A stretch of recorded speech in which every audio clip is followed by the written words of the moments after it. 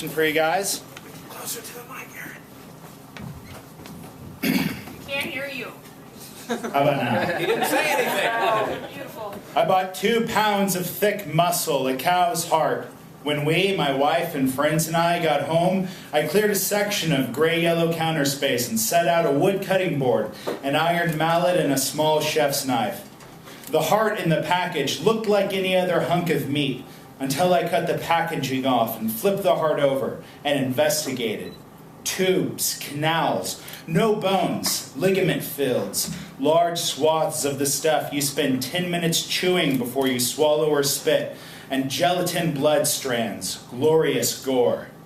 I cut off the tubing, the spires and internal wires that hold the heart firm behind the cow's ribs, while the ligament fields I crisscrossed with my knife tip to soften up, still chewy but easier to bite clean.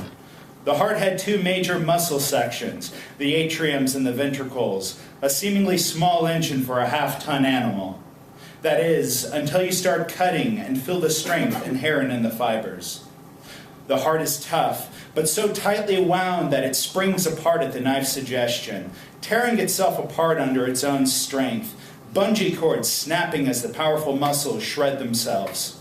I set one half aside and steady the thick, hard flesh on my cutting board. My fingers grip the thin metal shaft of the mallet, landing on the handle like I'm pushing scales down the keys of a piano, and I slam the heart fortissimo, twisting and flinging the metal block into the meat, turning protein into paper. The large organ piece is hammered flat, a dish rag, tiny holes and perforations. The kitchen is bespeckled. The microwave has little bits of love splattered on the handle and glass, like someone microwaved an uncovered bowl of marinara on the outside of the microwave. The white kitchen wall is polka dotted, and I need to change my shirt. I need to wash my face. The round is now the flat, and I spread it out like dough, pushing the edges to the ends of the cutting board. Then take up the chef's knife, and with the inverse of my smashing, gently guide the knife through the dough, like a pastry chef sharing lines of raw baklava. The meat is drizzled, ribboned. When you take meat and slice it, you tenderize it further, cutting against the grain.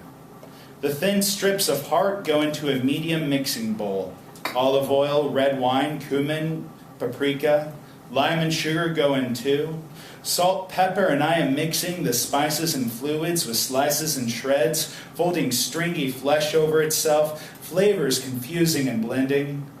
Into the fridge, 12 hours long enough to make sure that the heart tastes more like steak than organ meat. The next day, the meat has a soft, mellow red smell of earth, local grapes, and Spanish olive oil. The paprika and cumin are Mediterranean, halfway between India and Spain, melting ground for interesting flavors. In a Persian style, I weave my ribbons onto wooden needles, back and forth, layered and wide, pressed close so they cook as one piece of meat, not many. I took the heart apart and I put it back together, but better, tastier, less gamey, spicier, lovely, beautiful, perfect. Take a despised thing and cut it up, and then you can make it wonderful and special.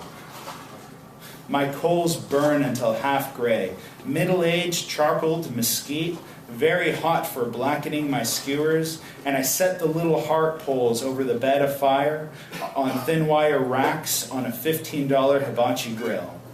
I squat over my semi-creation, my combination of elements, my machination. Where once there was only foul-tasting and chewy rubber meat, there are now delicate little skewers that taste like they were freshly pulled off a creviced, bronzed-faced, poor Persian street grill. A man who that morning pounded out a donkey's heart into a dish rag and set it aflame next to kidneys, lungs, and legs. My communion, the one I believe in. We aren't kneeling at the cross or praying to the east. We are smashing a fucking goat into breakfast, breaking a body, lighting our fires early in the day.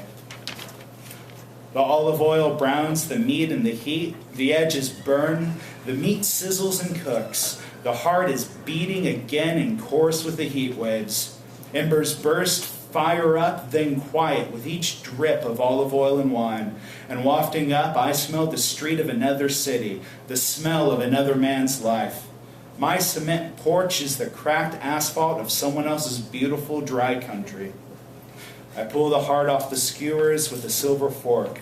Grainy locks of red meat, crisp and tender, full of wine and grease, cumin-crusted, sugar-glazed, a taste that hints at a deeper meaning or purpose in the food of the world. I chew a full mouth once, a single grind and circulation of the molars, and the hard heart disintegrates in my mouth. A poor man's meat, as tender as tenderloin. Thank you.